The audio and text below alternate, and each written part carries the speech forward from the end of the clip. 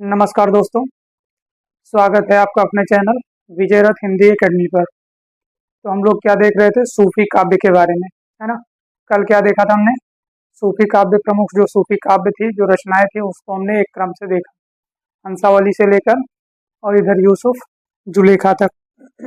आज हम क्या देखेंगे, प्रमुख सूफी कवि के बारे में, जो आप बोर्ड पे देख रहे हैं। अच्छा, कल हमने एक चीज और आपको लिखाई थी या नोट कराई थी क्या, कि राजस्थानी काव्य, जितने राजस्थानी काव्य थे उनको हमने अलग कर दिया था।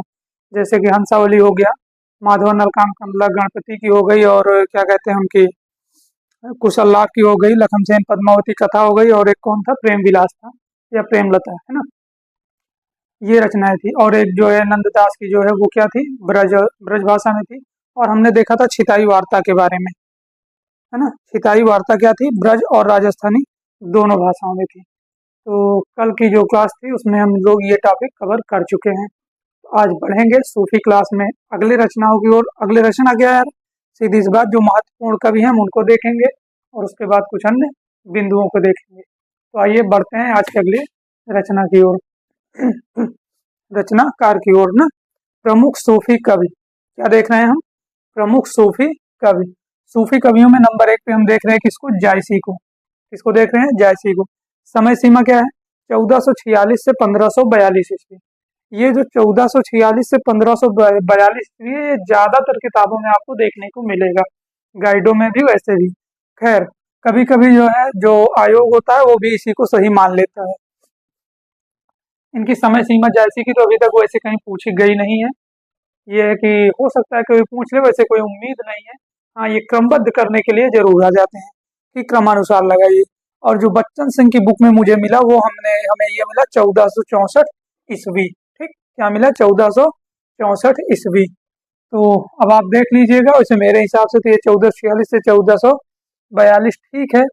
बट ये अगर बच्चन सिंह की बुक में ये है, तो आप अगर ऑप्शन में ये मिल रहा है तो ज्यादा आप जो है वरीयता किसको देंगे, 1464 को देंगे। बाकी क्रमबद्ध करने के लिए क्या आ रहा है, तो आप उसको सीधी सी बात है, जो कितना साल का अंतर आ रहा है इसमें, लगभग 18 साल का अंतर आ रहा है। तो 18 साल के अंतर पे तो कोई इनके कभी मिलेगा नहीं आपको, है ना, जायसी के बाद। तो वही है कि असाइद होंगे, फिर जो है मुल्ला दाऊद होंगे, फिर दामोदर कवि होंगे। अच्छा, ये जो सूफी कवि हैं इनके बारे में एक चीज और है कि इनके जो रचनाकार हैं, इनकी अगर रचनाएं क्रमानुसार आपको याद है, तो उम्मीद करता हूँ लगभग 90% सूफी कवि जो हैं वो आपको उन्हीं रचनाओं के क्रम के अनुसार ही क्रमानुसार लगाने होंगे। ठीक, तो बढ़ते हैं आगे। गुरु, गुरु का नाम क्या है इनके, शेख मोहिदी। क्या नाम है, शेख मोहिदी। किसके गुरु का नाम, जायसी के। जायसी गुरु का नाम क्या, शेख मोहिदी या मुहाउद्दीन है। निवास स्थान कहाँ था, जायस नगर। कहाँ के रहने वाले थे, जायस नगर। जायस नगर कहाँ पड़ता है, अमेठी। शेरशाह के समकालीन थे। क्वेश्चन बन सकता है आपसे, जायसी किस जो है शासक के समकालीन थे। तो शेरशाह के समकालीन थे, या आपसे क्वेश्चन पूछ ले कि शेरशाह के समकालीन सूफी कवि कौन था, या कौन सा सूफी कवि शेरशाह के समकालीन था, और उसमें से 4 ऑप्शन में एक नाम आपको दे देगा जायसी का, तो आप क्या टिक करेंगे, जायसी। जायसी किसके समकालीन थे, सूफी के समकालीन, अरे शेरशाह के समकालीन थे।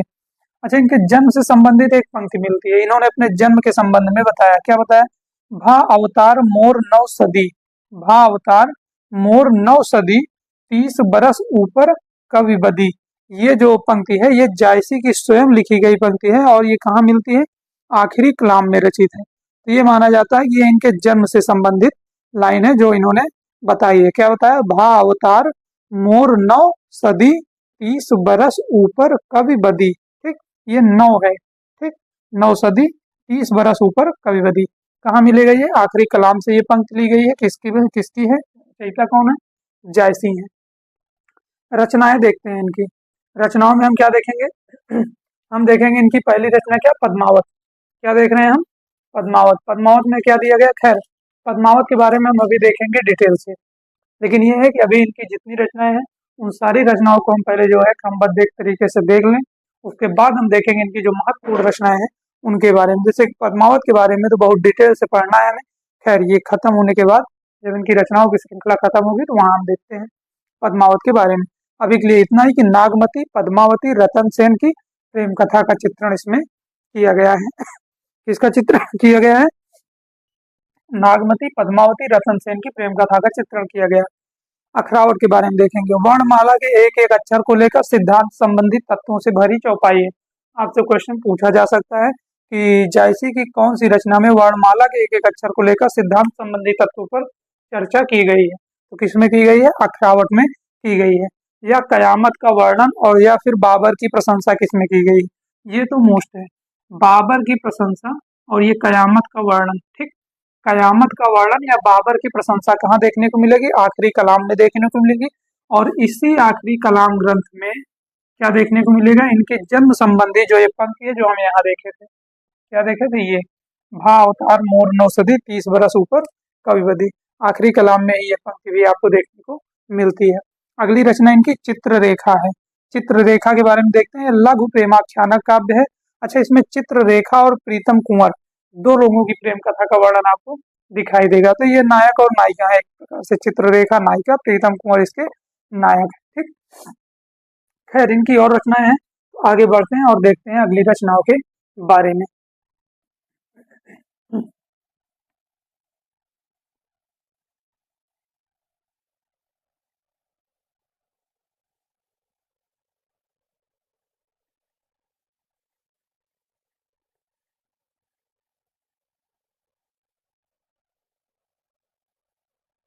तो हम क्या देखे थे? कौन सी रचना इनकी हम देख चुके हैं? इनकी हम देख चुके हैं चित्ररेखा के बारे में, जिसमें प्रीतम कुंवर और चित्ररेखा की प्रेम कथा का वर्णन किया गया है। अगली रचना आप नोट करेंगे, कहरनामा। क्या नोट करेंगे आप? कहरनामा। कहरनामा। ठीक, कहरनामा के बारे में हम देखेंगे। क्या है इसमें? आध्यात्मिक विवाह का वर्णन। क्या है इसमें? आध्यात्मिक विवाह का वर्णन। आध्यात्मिक विवाह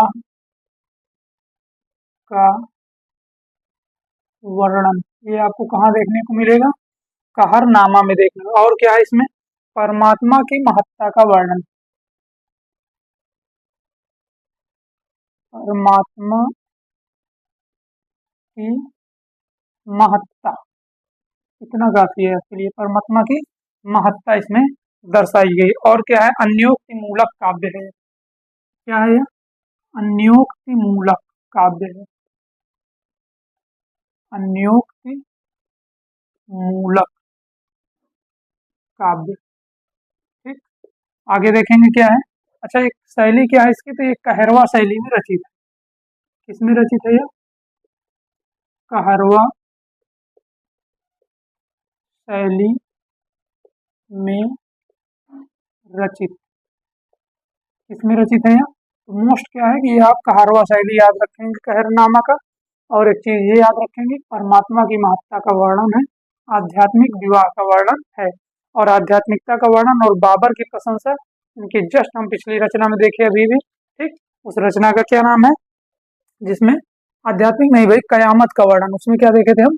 कयामत का वर्णन। वो क्या थी? आखिरी कलाम थी। आखिरी कलाम में हमने क्या देखा? कयामत का वर्णन था और बाबर की प्रशंसा थी। खैर उसमें प्रशंसा किसकी है? बाबर की। और समकालीन किसके थे ये? शेरशाह के। ये चीज आप ध्यान रखेंगे। कहरवा शैली का या कहरवा शैली का प्रयोग इसमें किया गया। इसमें क्या है? आध्यात्मिक विवाह का वर्णन है। अगली रचना देखेंगे हम। क्या है? मसला नामा। मसला नामा। अच्छा, इनकी जो महत्वपूर्ण रचना है वो क्या है? ज्यादातर जो प्रचलित है वो बस तीन ही है। कौन सी है? पद्मावत, अखरावट और आखिरी कलाम। केवल यही तीन रचनाएं इनकी ज्यादा जो है प्रचलित है। तो मसलानामा के बारे में देखते हैं। ईश्वर के प्रति प्रेम निवेदन। ईश्वर के प्रति प्रेम निवेदन। ईश्वर के प्रति प्रेम निवेदन। अगली क्या है इनकी? कन्हावत। अगली रचना कौन सी है? कन्हावत। कन्हावत में क्या है इसमें? इसमें आपको देखने को मिलेगा, कन्हावत से आपको ऐसे भी समझ में आ रहा होगा कान्हा, है ना, कृष्ण का चरित्र आपको देखने को मिलेगा। और क्या दिखाई देगा? अवतारवाद का प्रतिपादन। इसका अवतारवाद का प्रतिपादन यानी शुरुआत, अवतारवाद का प्रतिपादन दिखाई देगा। अच्छा, सूफी मत से अछूती रचना है, सूफी मत से अछूती रचना, सूफी मत से अछूती रचना है, ठीक। अच्छा, संभवतः हिंदी साहित्य का प्रथम कृष्ण काव्य है। और क्या है? संभवतः, क्या है? संभवतः हिंदी साहित्य का प्रथम कृष्ण काव्य, संभवतः हिंदी साहित्य का, हिंदी साहित्य का प्रथम कृष्ण काव्य, संभवतः क्या है? हिंदी साहित्य का प्रथम कृष्ण काव्य है। एक चीज और जो मोस्ट इम्पोर्टेंट है कि यह पद्मावत की शैली पर रचा गया है। किस पे? पद्मावत की शैली, पद्मावत की शैली पर रचित, क्या है?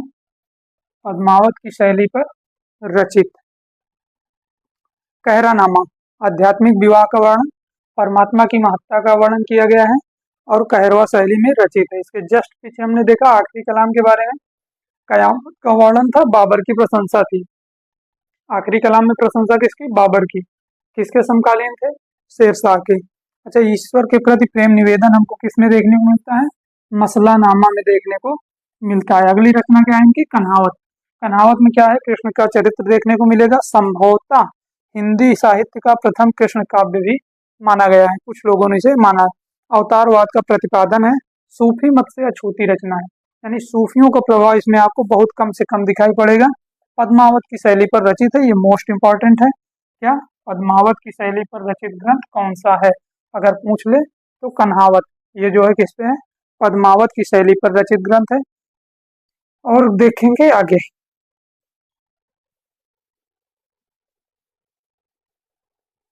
अच्छा, ये जो तीन रचनाएं इनकी हमने बताई, जो तीनों आप महत्वपूर्ण थी, कौन कौन? पद्मावत, अखरावत और आखिरी कलाम। इन्हीं तीन रचनाओं का चित्रण शुक्ल जी अपने ग्रंथ में करते हैं। इनके जो बल देते हैं वो इन्हीं तीन रचनाओं पे देते हैं। और ये जो जायसी ग्रंथावली के नाम से जो संपादन करते हैं उसमें भी इन्हीं तीनों को स्थान दिए हैं। खैर, ये सारी चीजें हम आगे देखेंगे और उसे नोट भी कराएंगे, बट ये है अभी के लिए आप जो टॉपिक चल रहा है उसको देखिएगा। वो बस आपकी जानकारी के लिए बताया कि थोड़ा सा माइंड में चलता रहे। अच्छा, जायसी ने अपने से पूर्व या पहले लिखे गए 4 प्रेमाख्यानों का उल्लेख किया। मलिक मोहम्मद जायसी जो है, ये जो है अपने से पहले लिखे गए, जो इनके ग्रंथ से पद्मावत से जो पहले लिखे गए, उससे पहले के 4 ग्रंथों का उल्लेख इन्होंने किया है, अपने पद्मावत ग्रंथ में ही किया है। खैर, तो देख लेते हैं क्या है। जायसी ने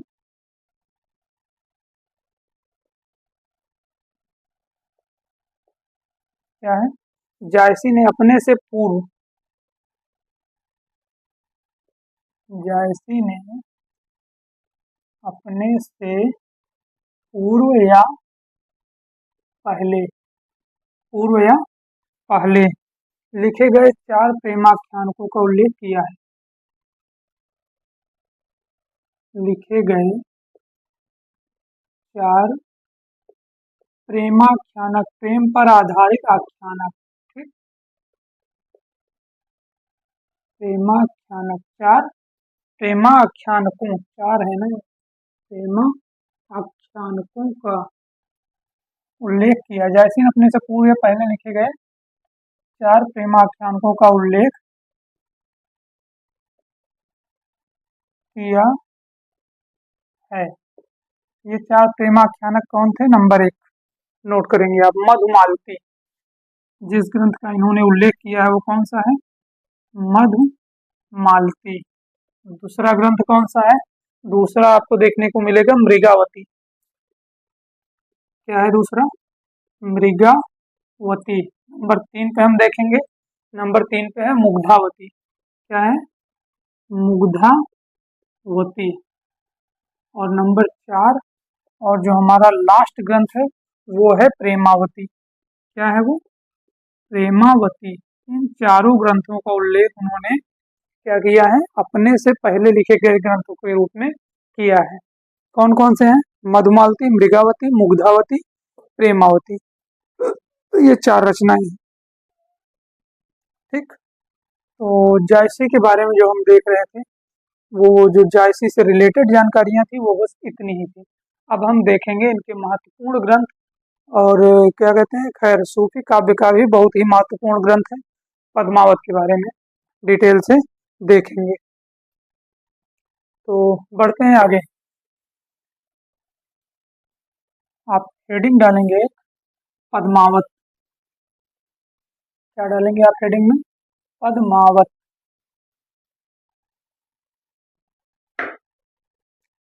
नंबर 1,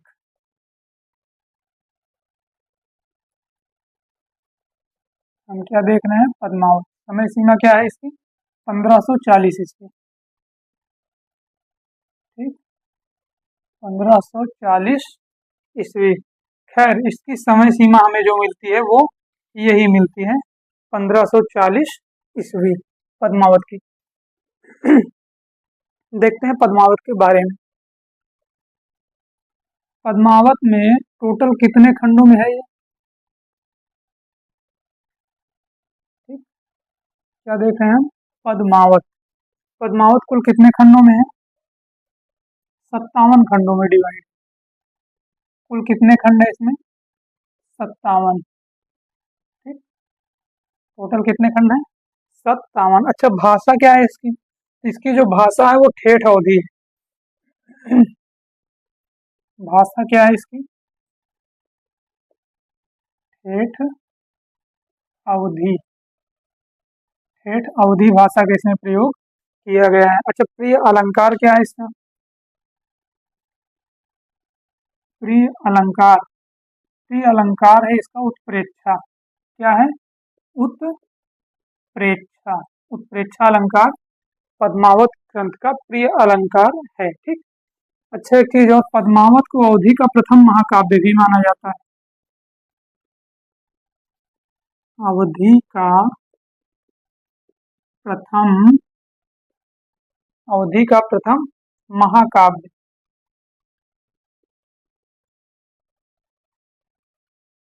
है।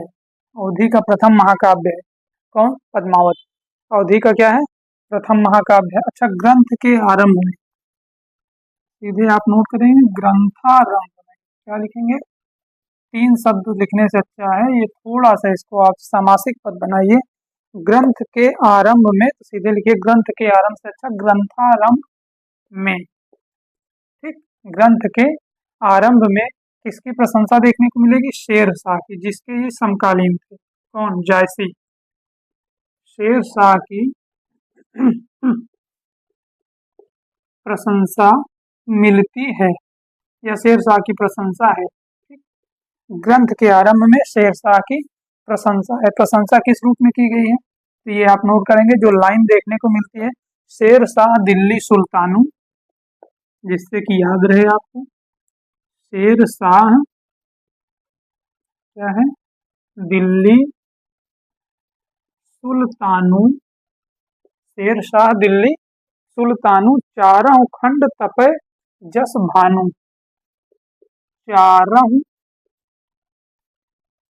खंड तपय जस भानु। भानु मतलब सूर्य।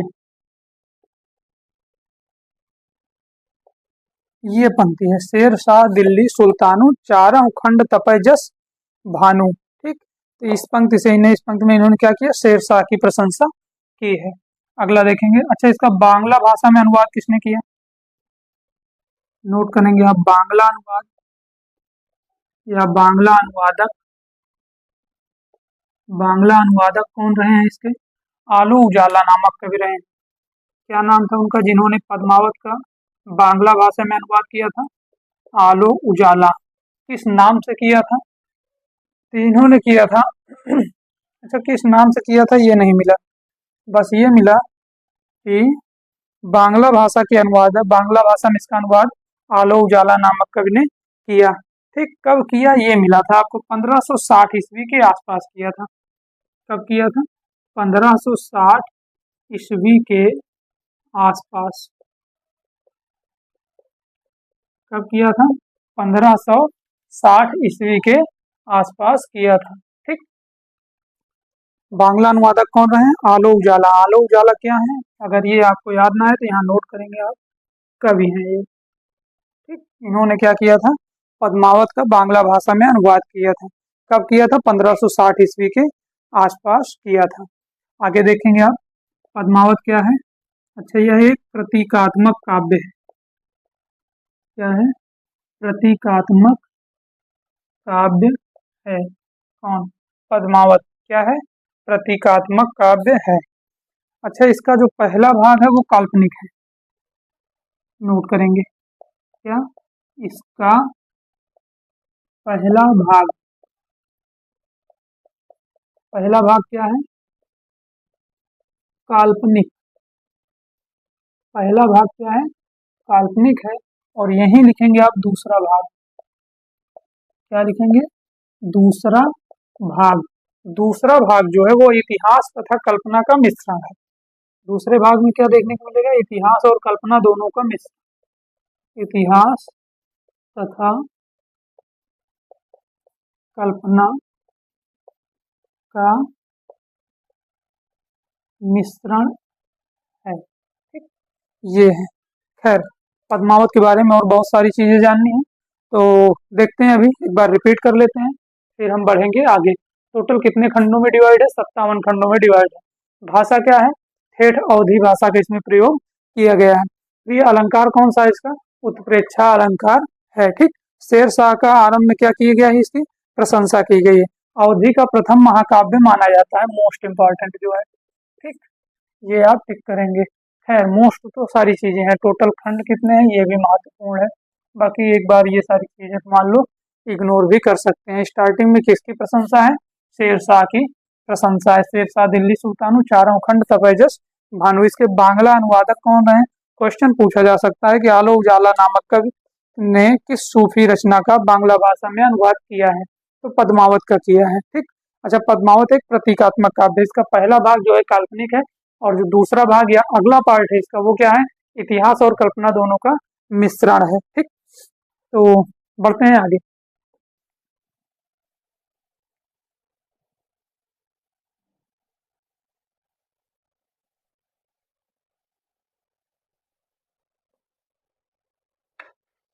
आगे हम क्या देखेंगे? पद्मावत का महत्वपूर्ण खंड क्या है? टोटल कितने खंड हैं?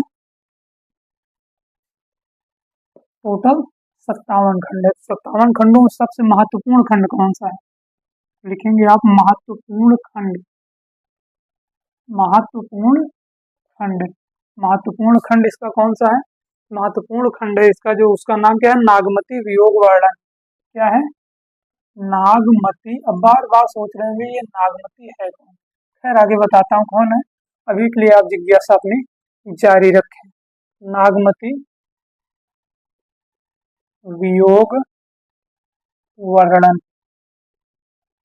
अब आप अगर ध्यान देंगे तो कहाँ एक पद्मावती है, एक नागमती है, एक रत्नसेन है। तो भाई दो स्त्रियां एक साथ आ रही हैं, ऊपर से प्रेम कथा है, तो कोई एक पत्नी होगी, कोई एक क्या है? प्रेमिका है। तो अब इसमें से पत्नी कौन है? नागमती है या पत्नी वो पद्मावती है? और दोनों में प्रेमिका कौन है? तो ये हम आगे आपकी जिज्ञासा जरूर शांत करेंगे। खैर, महत्वपूर्ण खंड कौन सा है? नागमती वियोग वर्णन है। ठीक, अच्छा, इसे प्रेम के पीर का काव्य कहा जाता है। इसे क्या कहा जाता है? प्रेम की पीर, है ना? प्रेम की पीर का काव्य कहा जाता है। इसे क्या कहा जाता है? प्रेम की पीर का काव्य कहा जाता है। अच्छा, प्रेम की पीर क्यों कहा जाता है? क्योंकि यह क्या है? वियोग वर्णन है, इसमें नागमती का विरह वर्णन है। ठीक, इसलिए क्या है? विरह वर्णन होने के कारण इसे प्रेम की पीर, पीर मतलब दर्द, तो प्रेम की पीर का काव्य कहा जाता है। अच्छा, हिंदी में अपने ढंग की अकेली ट्रेजिक कृति है। इसके बारे में एक कथन है क्या है? पद्मावत हिंदी में पद्मावत हिंदी में अपने ढंग की अकेली हिंदी में अपने ढंग की अकेली पद्मावत हिंदी में अपने ढंग की अकेली ट्रेजिक कृति है। क्या है यह? ट्रेजिक कृति है। ये कथन किसका है? ये कथन हमारे विजय देवनारायण शाही का। किसका है? विजय देव नारायण स्वामी। आप अगर मैच कर पा रहे हैं, क्या है? विजय देव नारायण, विजय। और आप किस चैनल पे ये क्लास देख पा रहे हैं? विजय रथ हिंदी एकेडमी पर। तो विजय देव नारायण स्वामी की जो स्वामी का कथन है पद्मावत के बारे में, क्या है? पद्मावत को उन्होंने क्या कहा? हिंदी में अपने ढंग की अकेली ट्रेजिक कृति कहा है। ट्रेजिडी, क्या कहा? ट्रेजिक कृति। ट्रेजिक मतलब क्या होगा? त्रासदी से संबंधित, है ना? ट्रेजिडी शब्द से। तो इसे क्या कहा? हिंदी में अपने ढंग की अकेली ट्रेजिक कृति कहा है। खैर आगे बढ़ेंगे। अगला कथन जो देखेंगे, पद्मावत की कथा का पूर्वार्ध अभी अभी हमने आपसे लिखवाया भी था। इसका जो फर्स्ट भाग था वो काल्पनिक था, सेकंड भाग में इतिहास और कल्पना दोनों का मिश्रण दिखाई देता है, तो नोट कर लेंगे। खैर वहां तो ये चीजें बताई थी, बस उसी पे आधारित एक कथन भी है कि पद्मावत का ये पद्मावत की कथा का जो पूरा लिखा गया है, एक एक अक्षर सेम टू सेम लिखेंगे क्योंकि ये कथन है ना? अगर पूछा जाएगा तो पूरा सेम टू सेम पूछा जाएगा। पद्मावत की कथा का पूर्वार्ध, पद्मावत की कथा का पूर्वार्ध क्या है? कल्पित।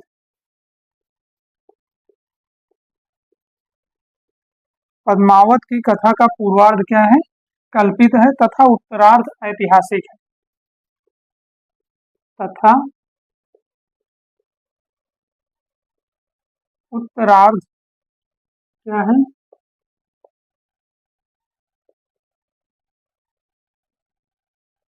ऐतिहासिक है। ठीक? ये कथन किसका है? कि ये कथन है भैया शुक्ल जी का। किसका है यह? शुक्ल जी का कथन है। क्या कहते हैं? पद्मावत की कथा का जो पूर्वार्ध है वो कल्पित है और उत्तरार्ध क्या है? ऐतिहासिक है। अगला एक और कथन हम देखेंगे, पद्मावत हिंदी के सर्वोत्तम प्रबंध काव्यों में है। क्या है? पद्मावत हिंदी के सर्वोत्तम प्रबंध काव्यों में है। हिंदी के पद्मावत हिंदी के सर्वोत्तम पद्मावत हिंदी के सर्वोत्तम प्रबंध काव्यों में है। प्रबंध काव्यों में है। ठीक? पद्मावत हिंदी के सर्वोत्तम प्रबंध काव्यों में है। यहाँ लगाएंगे आप पूर्ण विराम। खैर उसी के आगे नोट करेंगे आप, क्या है? ठेठ अवधी भाषा के माधुर्य, अभी वही चल रहा है। ठेठ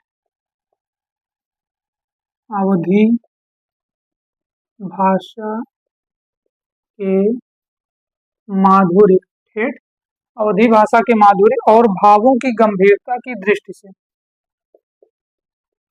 और भावों की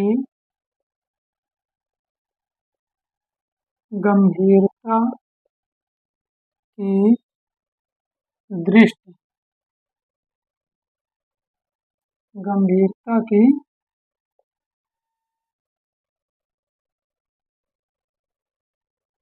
दृष्टि अरे यार, गंभीरता की दृष्टि से, भावों की गंभीरता की दृष्टि से यह काव्य निराला है। यह काव्य निराला है। अच्छा, ये कथन किसका है? ये भी शुक्ल जी का है। ठीक, एक बार हम करेंगे रिपीट, और पद्मावत के बारे में जो महत्वपूर्ण कथन थे वो होते हैं यहीं से समाप्त। क्या है महत्वपूर्ण खंड? क्या है इसका? नागमती वियोग वर्णन है। इसे प्रेम की पीर का काव्य कहा जाता है। हिंदी में अपने ढंग की अकेली ट्रेजिक कृत किसने कहा? विजय देवनारायण शाही ने कहा। ठीक, और पद्मावत की कथा का पूर्वार्ध कल्पित और उत्तरार्ध ऐतिहासिक है। खैर, पहले भी हम देख चुके थे, बट ये कथन के रूप में किसने कहा? शुक्ल जी ने कहा। उसके बाद क्या कहते हैं? पद्मावत हिंदी के सर्वोत्तम प्रबंध काव्यों में है। ये इतनी भी लाइन आपसे पूछी जा सकती है, ये इंपॉर्टेंट है, क्योंकि पद्मावत हिंदी के सर्वोत्तम प्रबंध काव्यों में है, ये किसने कहा? तो ये शुक्ल जी कहते हैं। और यह कि आपको ये पूरा दिया जा सकता है कि ठेठ अवधि भाषा के माधुर्य और भावों की गंभीरता की दृष्टि से यह काव्य निराला है। तो ये पूरा भी पूछा जा सकता है और यहाँ तक भी पूछा जा सकता है। तो ये कथन किसका है? ये रामचंद्र शुक्ल जी का। तो पद्मावत के बारे में ये इतना ही। खैर, पद्मावत से रिलेटेड या मलिक मोहम्मद जायसी से रिलेटेड जो कथन थे वो कथन हम अब देखेंगे।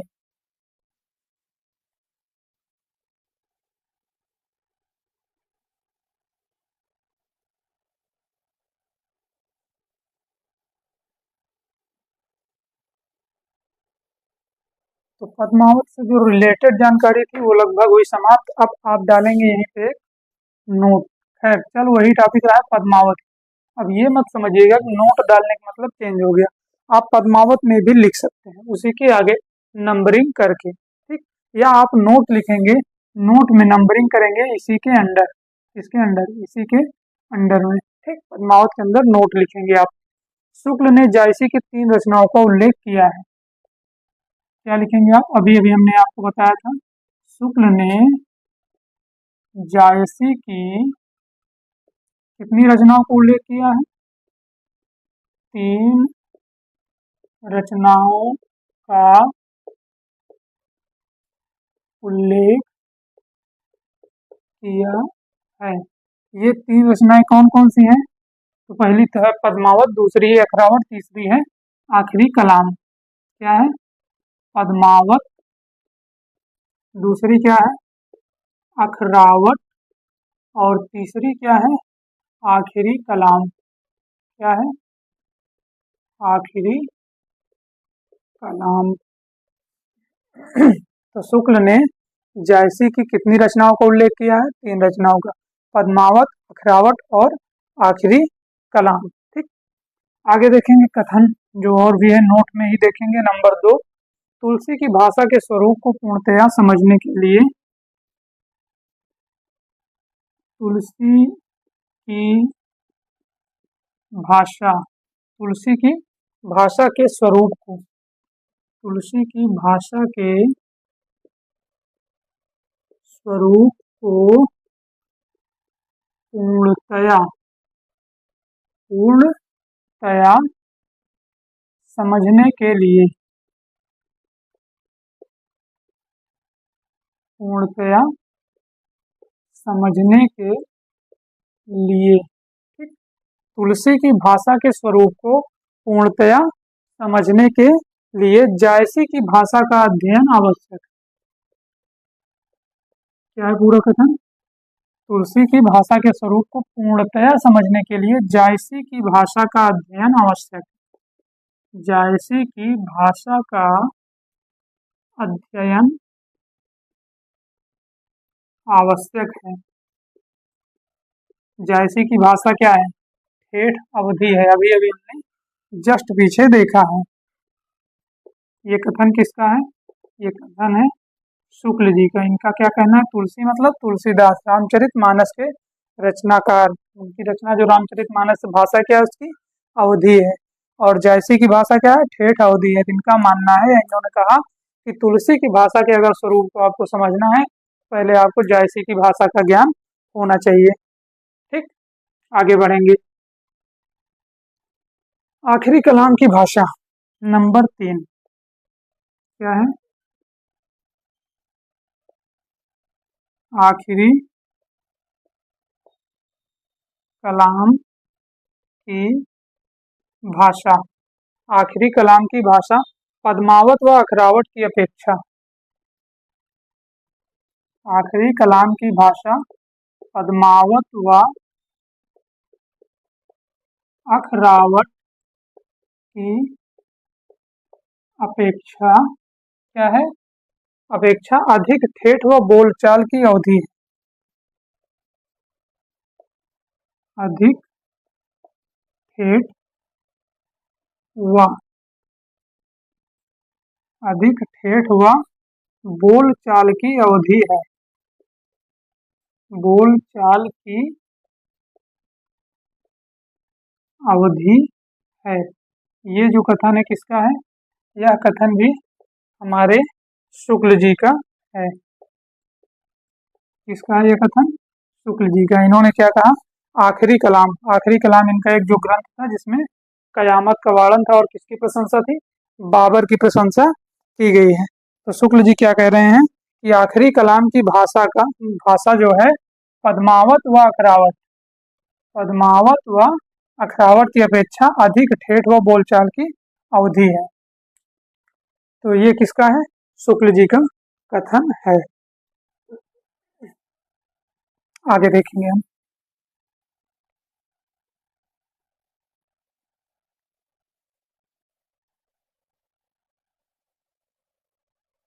उसी नोट में ही हम देखते चलेंगे। आप नंबरिंग आगे करते चलेंगे।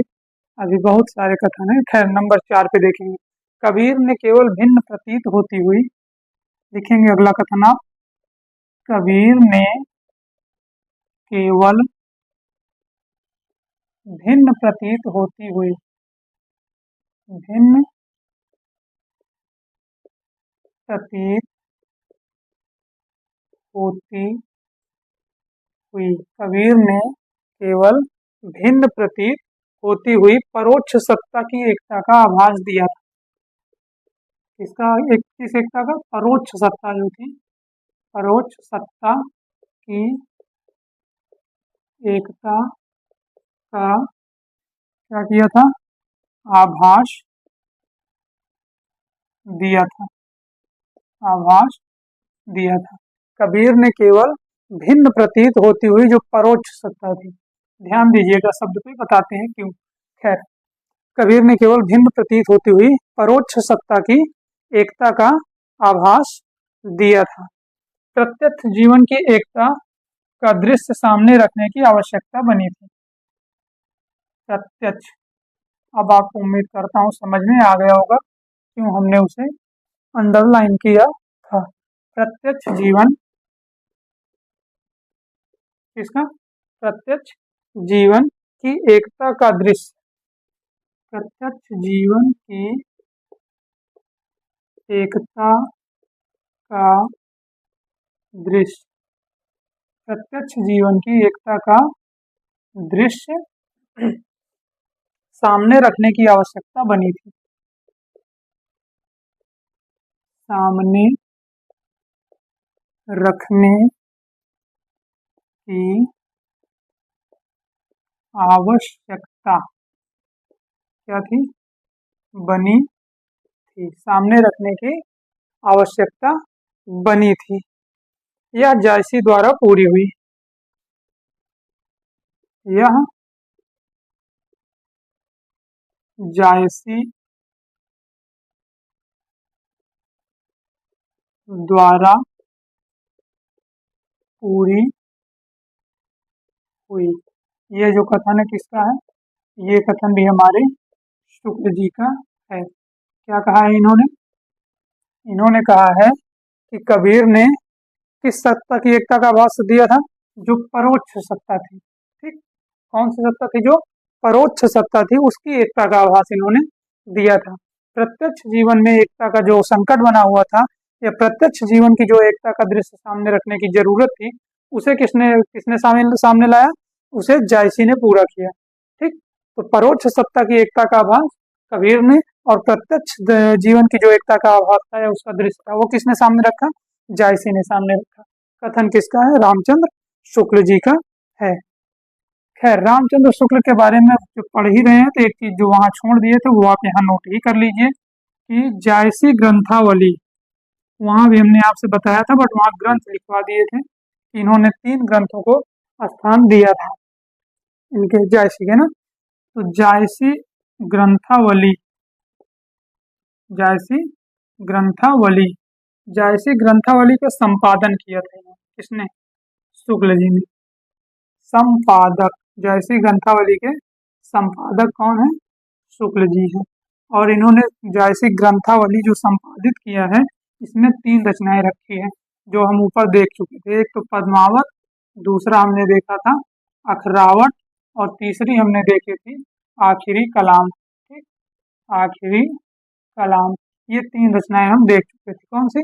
पद्मावत, अखरावट और आखिरी कलाम। हमने स्टार्टिंग में ही बताया था, नोट नंबर 1 जब हम आए थे तब हमने बताया कि जायसी की 3 रचनाओं को शुक्ल जी ने महत्व दिया है। वो तीनों यही थी, और ये तीनों रचनाओं का महत्व किसमें देखने को मिलेगा? जायसी ग्रंथावली। जायसी ग्रंथावली के संपादक भी आपसे पूछे जा सकते हैं कि इसके संपादक कौन है। तो ये ध्यान में रखिएगा कि रामचंद्र शुक्ल जी हैं। ठीक, बढ़ेंगे आगे। तो अगला कथन हम देखेंगे।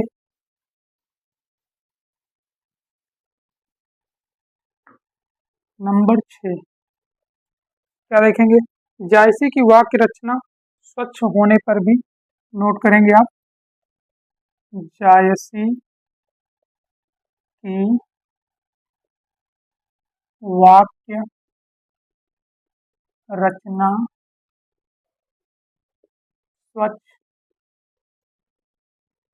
होने पर भी, जायसी की वाक्य रचना स्वच्छ होने पर भी तुलसी के समान सुव्यवस्थित नहीं है। तुलसी के समान सुव्यवस्थित नहीं है, सुव्यवस्थित नहीं है। उसमें जो वाक्य दोष मुख्यतः दिखाई पड़ता है, उसमें जो वाक्य दोष मुख्यतः दिखाई पड़ता है, मुख्यतः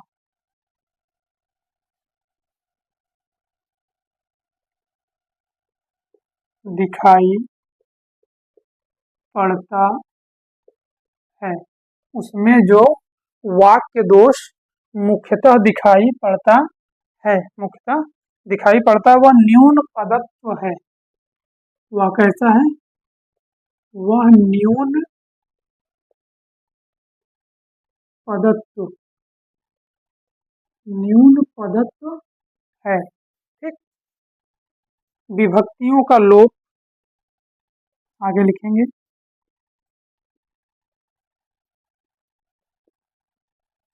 विभक्तियों का लोप, विभक्तियों का लोप। यहाँ आप लगाएंगे पूर्ण विराम।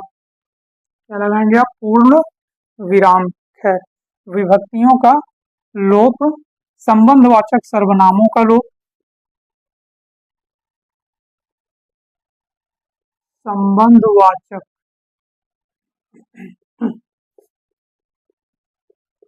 सर्वनामों का लोप, संबंधवाचक सर्वनामों का लोप, अव्ययों का लोप,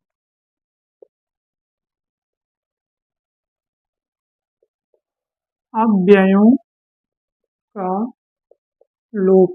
अव्यय क्या है? जिसका व्यय ना हो, जिसका कोई नुकसान ना हो, जिन अक्षरों पर किसी का कोई अधिकार न चले। अधिकार क्या? जिस अक्षर की कोई, क्या कहेंगे यार उसे, अव्यय कहेंगे। जिस अक्षर का कोई नाश ना हो, जिसका कुछ बिगाड़ा ना जा सके। अव्यय, जिन्हें खर्च न किया जा सके, है ना, जिनके स्वरूप को बदला न जा सके, उसे क्या कहेंगे? अव्यय। अव्ययों का लोप जायसी में बहुत मिलता है। जायसी में बहुत मिलता है। ठीक, यह कथन भी किसका है? शुक्ल जी का है। अब ये भी शुक्ल जी ने क्या कहा था? कि तुलसी की भाषा को समझने के लिए जायसी की भाषा का अध्ययन आवश्यक है। और यहाँ पे क्या कह रहे हैं, जायसी की वाक्य रचना स्वच्छ तो है, इनका क्या कहना है, जायसी की वाक्य रचना स्वच्छ होने पर भी, मतलब जायसी की जो वाक्य रचना है वह स्वच्छ है, तुलसी के समान सुव्यवस्थित नहीं है। इन्होंने क्या कहा कि जायसी की जो रचना है वह स्वच्छ तो है, जायसी की रचना क्या है, स्वच्छ है, ठीक, लेकिन क्या नहीं है इनकी रचना, सुव्यवस्थित नहीं है। किसकी रचना, जायसी की जो रचना है वह स्वच्छ तो है लेकिन सुव्यवस्थित नहीं है। किसके समान, तुलसी के समान सुव्यवस्थित नहीं है। उसमें जो वाक्य दोष हैं या जो वाक्य दोष दिखाई पड़ता है वह न्यून पदत्व है, मतलब थोड़ा सा है। खैर, विभक्तियों का लोप, संबंधवाचक सर्वनामों का लोप, अव्ययों का लोप जायसी में बहुत अधिक मिलता है। क्या मिलता है, विभक्तियों का लोप मिलेगा आपको, संबंधवाचक जो सर्वनाम होते हैं उनका लोप मिलेगा, और अव्ययों का लोप, अव्यय जो होते हैं उनका लोप आपको जायसी में बहुत ज्यादा देखने को मिलेगा। तो ये जायसी की कमी को भी बता रहे हैं कौन, शुक्ल जी। एक तरफ तो ये बताते हैं कि भाई अगर तुलसी जी को समझना है, इनकी रचना को पढ़ना है, इनकी भाषा को जानना है, तो जायसी की भाषा को पढ़ना आवश्यक है। तुलसी और जायसी में तुलना कर रहे हैं कौन, रामचंद्र शुक्ल जी। और यहाँ क्या कह रहे हैं कि जायसी की वाक्य रचना स्वच्छ तो है लेकिन तुलसी के समान सुव्यवस्थित नहीं है। तो मुख्य आपसे जो कथन पूछा जा सकता है वो इतना पूछा जा सकता है, आप इतना जरूर याद रखेंगे कि जायसी की वाक्य रचना स्वच्छ होने पर भी तुलसी के समान सुव्यवस्थित नहीं है। किसने कहा, रामचंद्र शुक्ल जी कहते हैं। खैर, ये तो आगे जोड़ दिया गया कि उसमें जो वाक्य दोष के बारे में बताया गया, क्या क्या दोष दिखाई पड़ता है। तो मेन जो आपसे पूछा जाएगा यही पूछा जाएगा, जायसी की वाक्य रचना स्वच्छ होने पर भी तुलसी के समान सुव्यवस्थित नहीं है। कथन इसका है, रामचंद्र शुक्ल जी का है। तो ये था पद्मावत। खैर, इसके बारे में एक कथन और मिलता है जो देखेंगे हम, जायसे की अवधि अवधि की अर्घान है। किसने कहा है, ये आपको गाइड में कहीं नहीं मिलेगा, ये हम बुक पढ़ रहे थे वहां मिला, जहां से हम आपको उठा के ऐड कर दिए। जायसी की अवधि, जायसी की भाषा पे कमेंट है, किस पे कमेंट है, भाषा पे। जायसी की अवधि क्या है, अवधि की अर्घान है, अवधि की क्या है, अर्घान, क्या है, अर्घान है, ठीक। तो ये जायसी की अवधि अवधि की अर्घान है, ये कथन है बच्चन सिंह का। कथन किसका है, यह बच्चन सिंह का है। अच्छा, एक और कथन आप देख लेंगे, लास्ट कथन, ठीक। जायसी की भाषा ठेठ अवधि है, कह रहे हैं हम कि जायसी, इसको डबल इन्वर्टेड कामा में करेंगे आप जितना हम कथन पढ़ रहे हैं, जायसी की भाषा क्या है, ठेठ अवधि है, ये हम पीछे भी देख चुके। जायसी की भाषा ठेठ अवधि है, जायसी की भाषा क्या है, ठेठ अवधि है। तो तुलसी की संस्कृत निष्ठ, तो तुलसी की क्या है, संस्कृत निष्ठ,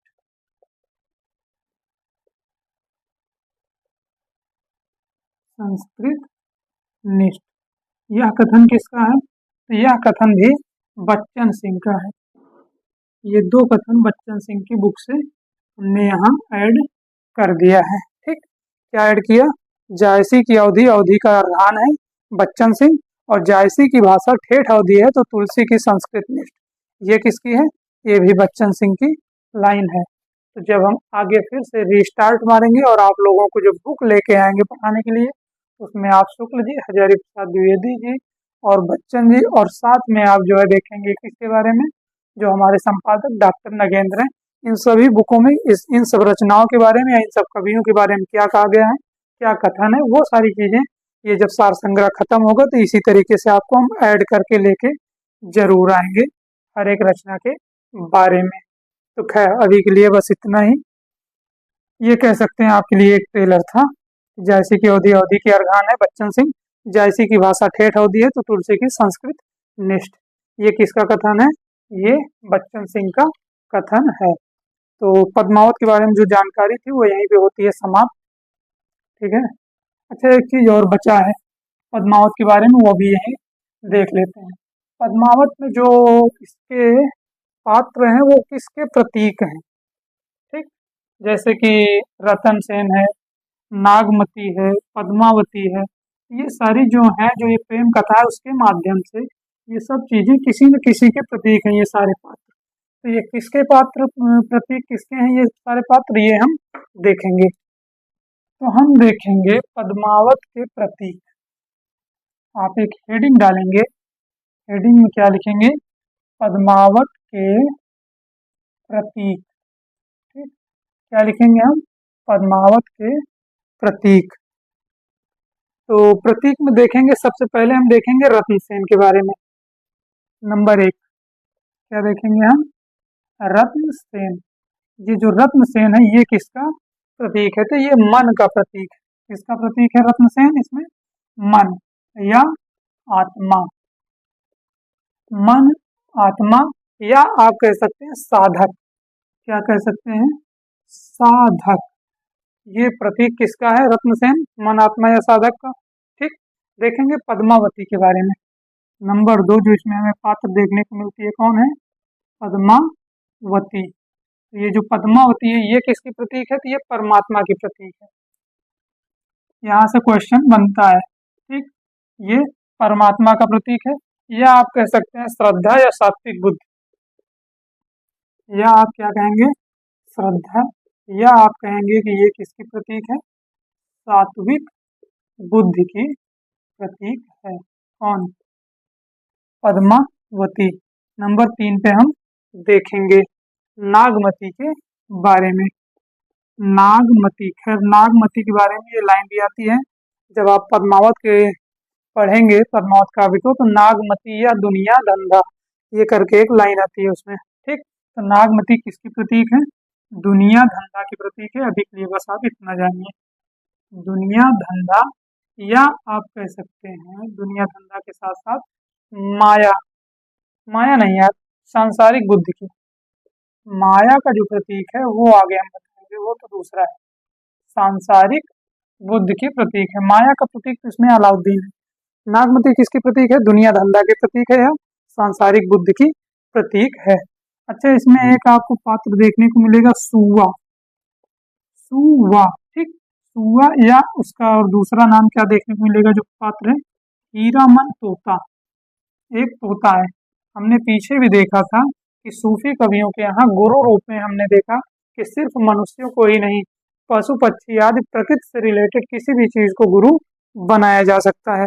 तो पद्मावत में जो गुरु रूप में स्वीकार किया गया वो इसी तोते को स्वीकार किया गया। तो तोता क्या है, यहाँ गुरु की भूमिका निभाता है। ठीक, आगे देखेंगे हम नंबर 5 सिंघल। सिंघल, इसमें जो सिंघल है वो किसका प्रतीक है, हृदय का प्रतीक है। सिंघल किसका प्रतीक है, हृदय का प्रतीक है। आगे देखेंगे राघव चेतन। क्या है, राघव चेतन।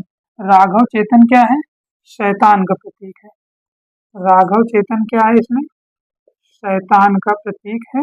और लास्ट देखेंगे जो अभी माया शब्द मेरे मुंह से निकला था, क्या है वो, अलाउद्दीन। कौन है, अलाउद्दीन।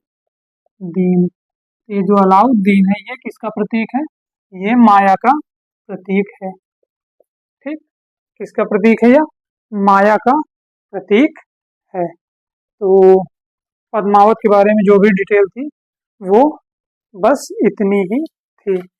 खैर एक बार इसे हम करेंगे रिपीट। क्या करेंगे रिपीट, रत्नसेन किसका प्रतीक है, मन या आत्मा या साधक का प्रतीक है। नागमती किसकी प्रतीक है, दुनिया धंधा या सांसारिक बुद्धि की प्रतीक है।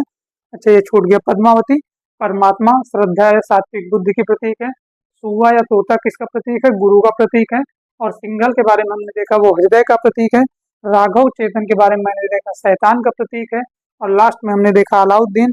अलाउद्दीन किसका प्रतीक है, माया का प्रतीक है। ठीक, अच्छा एक चीज और मैंने आपसे कहा था, अभी अभी आपकी हम जिज्ञासा आगे शांत करेंगे। खैर वो हम आपको बताते आगे, जब हम प्रमुख सूफी काव्य के नायक नायिकाओं के बारे में देखते हैं तो वहीं पे बता देते सबसे लास्ट में। बट ये है कि पद्मावत का प्रसंग चल रहा है तो आप देखेंगे एक क्या था उसमें, रत्नसेन। और क्या था, रत्नसेन किसकी किसकी प्रेम कथा थी, पद्मावती और एक कौन है, नागमती। ठीक, नागमती। ये जो नागमती है, यह जो है रत्नसेन की, किसकी, रत्नसेन की पत्नी है।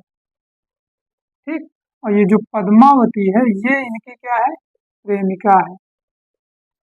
क्या है ये, प्रेमिका है। ठीक, रत्नसेन की प्रेमिका कौन है, पद्मावती है। पत्नी कौन है, नागमती है, जो हमेशा ये क्या करते हैं, पद्मावती के प्रेम में पागल हो जाते हैं और जो है क्या करते हैं, ये उड़ीसा चले जाते हैं। फिर क्या है कि नागमती इनके विरह में, रत्नसेन के विरह में पागल हो उठती है, तो वो पशु पक्षियों से अपना संदेश रत्नसेन के पास भेजती है, इन्हें खोजने के लिए निकलती है। ठीक, तो ये सारी कथाएं इसमें चलती हैं। खैर उस कथा के बारे में नहीं जाएंगे हम, क्योंकि वो कथा हो जाएगी बहुत डिटेल से, और इस समय हम सिर्फ ये देख रहे हैं क्या, कि दृष्टि प्लस सरस्वती पांडे सार संग्रह।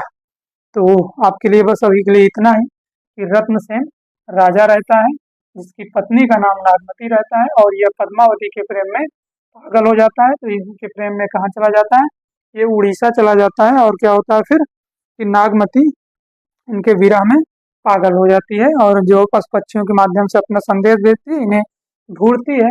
खैर काफी सारी चीजें हैं, तो यह इतना ही जानिए, पद्मावती इनकी प्रेमिका थी और नागमती इनकी पत्नी थी। तो जो ये पद्मावत का प्रसंग था वो यहीं पे होता है समाप्त।